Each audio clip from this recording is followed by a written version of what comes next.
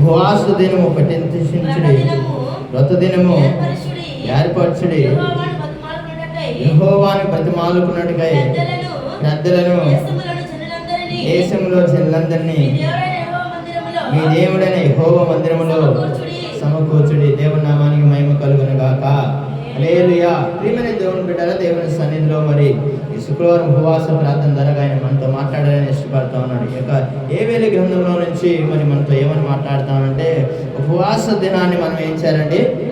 ప్రతిష్ఠించాలి. ఉపవాస దినాన్ని ప్రతిష్ఠించి ప్రియమైన దేవుని బిడ్డరా మరి మనము ప్రతిరోజు ప్రతి శుక్రవారం మరి మన ఉపవాస ప్రార్థనను మనము జరిపిస్తూ ఉన్నాం సంఘంలో.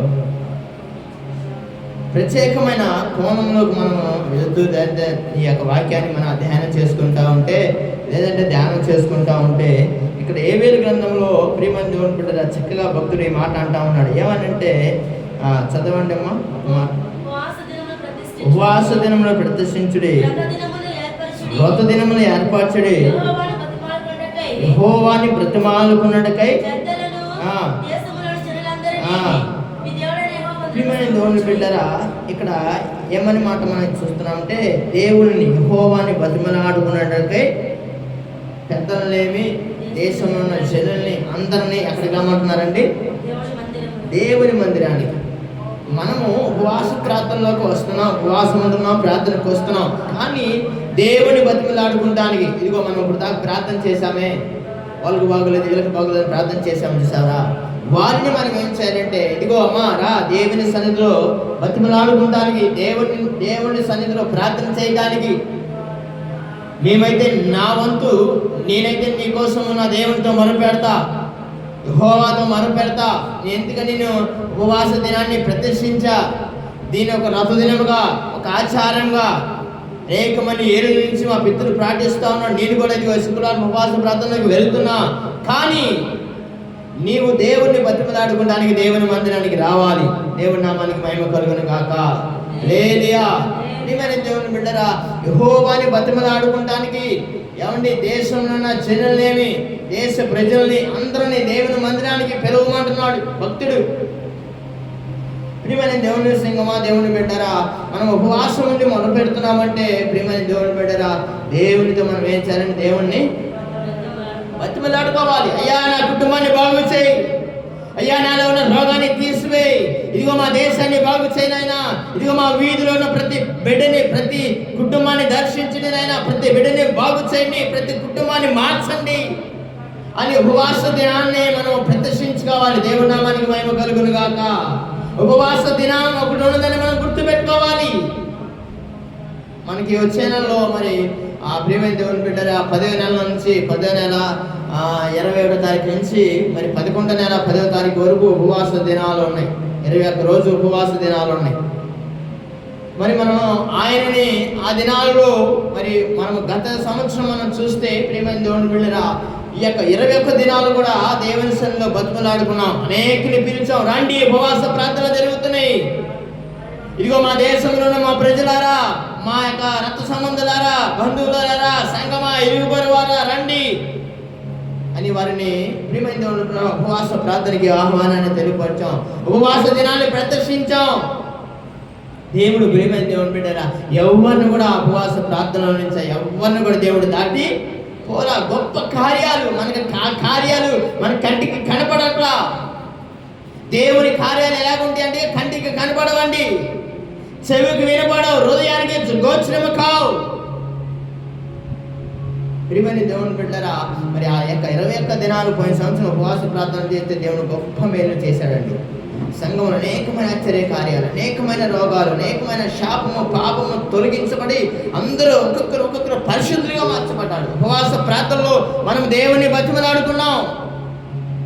అనేకమైన దైవజనులు వచ్చి ప్రార్థన చేశారు, వాక్యాన్ని బోధించారు. ప్రియమైన దేవుని బిడ్డల మరలా ప్రభు మరొక సంవత్సరాన్ని మరణ మనకి ఇచ్చి ఉపవాస ప్రార్థనకి సిద్ధపడమని అంటున్నాడు. దేవుడి నామానికి మహిమ కలుగును గాక. అమ్మాయి పరిస్థితి బాగోలేదు కదా ఎలాగనుకుంటే, ప్రియమైన దేవుని బిడ్డల సంఘములో మనం ఒక దినాన్ని మనం ప్రదర్శించే ఆ దినాన్ని మనం మనలో ప్రాణం ఉన్నసేపు కొనసాగించడమే. దేవుడి నామానికి మహిమ కలుగును గాక. ఎందుకంటే ప్రియమైన దేవుని బిడ్డల ఒక దినాన్ని మనం ఉపవాస దినాన్ని మనం ప్రదర్శించుకోవాలి. ఈరోజు శుక్రవారం ఉపవాస ప్రార్థన ఉందని మనకు తెలుసు, కానీ వచ్చేవారు కూడా రాలేక పోతా ఉన్నారు. చక్కగా ఖాళీ కూర్చొని ప్రియమైన దేవుని బిడ్డరా వారితో వీరితో మాట్లాడుకుంటున్నారు, కానీ కొందరు రాలేకపోతా ఉన్నారు. దేవుని కార్యాలు జరుగుతున్నాయి, దేవుని కార్యాలు జరుగుతాయి. ఉపవాస ప్రార్థనకి వెళితే దేవుడు మనకు మేలు చేస్తాడు. ప్రియమైన దేవుని బిడ్డరా ఒకప్పుడు కొందరైతే అలాగ వాళ్ళు ప్రదర్శించుకొని, లేదంటే వ్రతదినముగా వాళ్ళు ఆచరించి, ప్రియమైన దేవుని భావించి వాళ్ళు భక్తిని చేసి ప్రియమైన దేవుని మేలు పొందుకుంటూ వచ్చారు. కానీ ఇప్పుడు ఎలా ఉందంటే వారు దేవుని మేలు మర్చిపోయారు. యెహోవా ఎవరు? ప్రియమైన దేవుని బిడ్డరా బైబిల్లో మాట రాయబడతా ఉండేది. ప్రియమైన దేవుని బిడ్డరా ఏమని రాయబడిందంటే, దేవుని గుర్తు ఎరగలేని ప్రజలు కూడా ఉంటారంట. దేవుని గుర్తు ఎరగలేని ప్రజలు ఉన్నారు. యెహోవా ఎవరు? దేవుడు ఎవడు? ప్రియమైన దేవుని బిడ్డ చూడండి, ఎంత భయంకరమైన దినాలు మన ముందుకు రాబోతా ఉన్నాయో. ఇప్పుడు నుంచే మనం తప్పింపబడాలంటే, ఆ భయంకరమైన దినాల నుంచి మనం దాటివేయాలంటే, మన బిడ్డల్ని దేవుడు కాపాడాలంటే మనం ఉపవాస ప్రార్థన చేయాలి. ఉపవాస ప్రార్థనని మనం ప్రదర్శించుకోవాలి. అదొక హృదయంగా మనం ఏర్పాటు చేసుకోవాలి.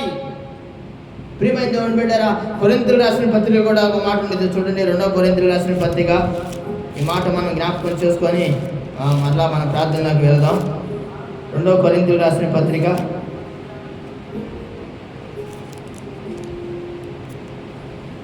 చూడండి. 2వ కొరింథీయులకు రాసిన పత్రిక 11వ అధ్యాయం 27వ వాక్యాన్ని చదవమ్మా. 2వ కొరింథీయులకు రాసిన పత్రిక 11వ అధ్యాయం 27వ వాక్యం.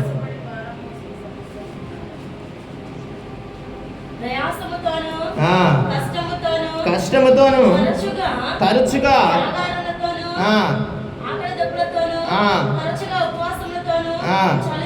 చలితోను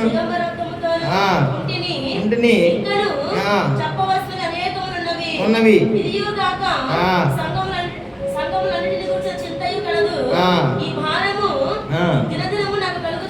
దినదినము కలుగుచున్నది. కానా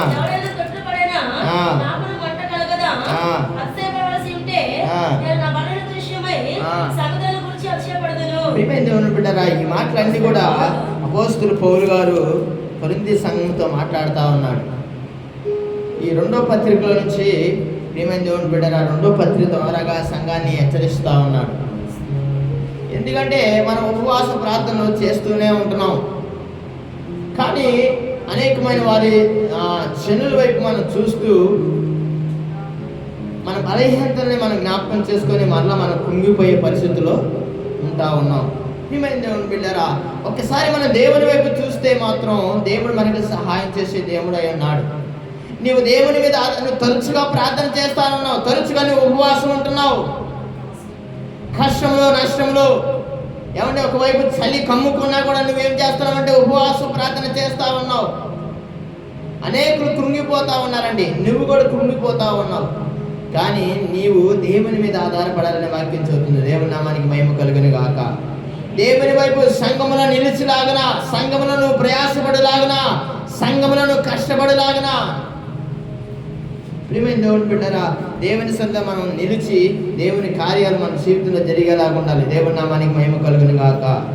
అనేకమైన ఆశ్చర్య కార్యాలు హల్లెలూయా, అనేకమైన ఆశ్చర్య కార్యాలు చేస్తున్నాడండి దేవుడు. ఉపవాస ప్రార్థన అనేది మనకి ఒక శక్తి కలిగినది. ఉపవాస ప్రార్థన అనేది మనల్ని బలం అంటే మనకి బూస్ట్ ఇచ్చేది అనమాట. మన సెల్ ఫోన్కి ఛార్జింగ్ అయిపోతే ఎలాగైతే మనం ఛార్జింగ్ కనెక్ట్ చేస్తామో, ఆ పవర్ సప్లై ఎలాగ మళ్ళీ కరెంటు ఛార్జ్ రీఛార్జ్ అయ్యి ఎలాగైతే మనకి ఫుల్గా ఛార్జింగ్ ఉండిద్దో, అలాగ మనం బలహీనతలో మన కష్టంలో నష్టంలో కృంగిపోతున్నప్పుడు, వ్యాధులు బాధలు మనం చుట్టుముట్టినప్పుడు మన ఉపవాస ప్రార్థన ద్వారా మళ్ళా రీకనెక్ట్ అవ్వాలి. దేవునితో నువ్వు సంబంధం కలిగి ఉండాలి. ఉపవాస దినాన్ని మనం ప్రదర్శించుకోవాలి. ఉపవాస దినాన్ని మనం ఆచరించాలి. ఉపవాస ప్రార్థన ద్వారా మనం ప్రియమైన దేవుని బిడ్డల మనం దేవుని సరే అనేకమైన కార్యాలు చూడొచ్చు.